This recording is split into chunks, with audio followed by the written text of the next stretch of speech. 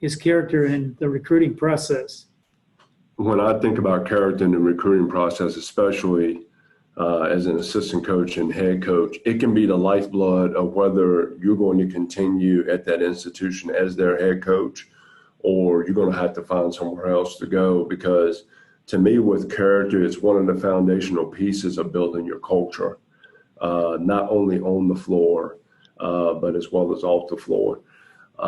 When you start to really look at and define what character is, the definition is basically mental and moral qualities of an individual. For me, when I think about character, is who you really are when nobody's watching.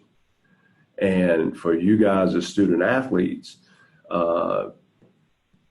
at some point, the work that you put in is going to be to your benefit, and the work you don't put in is going to get you exposed. That, to me, are two of the biggest characteristics that you see, especially with athletes today, whether it's collegiate, at the collegiate level, for you guys, even at the high school level, at the professional level. Before we go on, I think it's very interesting, had two different answers for Adrian Peterson, right? And what sticks out to me about that is neither answer was wrong, right? He made some mistakes that were not great character decisions, but you do have the opportunity to change. And he has been a model citizen since then. And the funniest thing to me is he's been picked up by two different teams. And by the way, had a great week one this past weekend. So that's just an example right there. Character is always being shown. And what I mean by character being shown is whether how you show up in class, how you show up in practice, how you show up, walking up and down the hallway. Your character is always going to be present. And you know what? You don't get a second chance to make a first impression when it comes to character. And what are some of the ways that you look for character? I mean, how do you determine the athlete's character? That's an important thing, but how do you know? For parents, I hope you're listening to this as well. Coaches already know.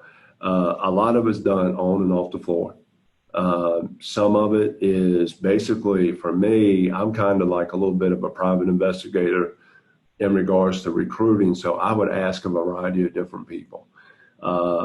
Just so you student athletes understand this, one of the first people that I make contact with is the janitor.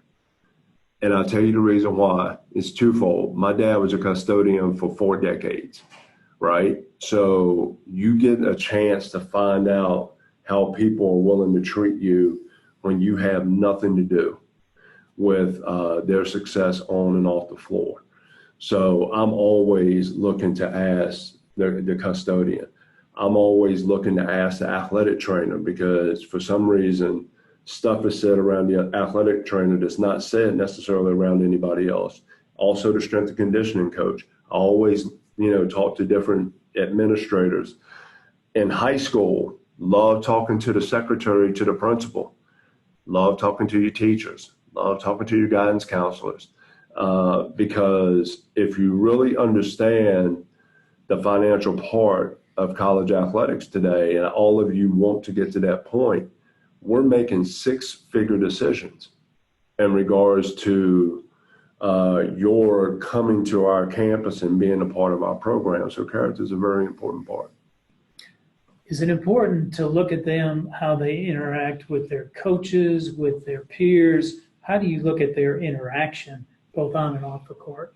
I look at their interaction in regards to not only how they interact with their coaches, how they interact with the support staff. And what I mean by support staff, the managers, I think is a great way.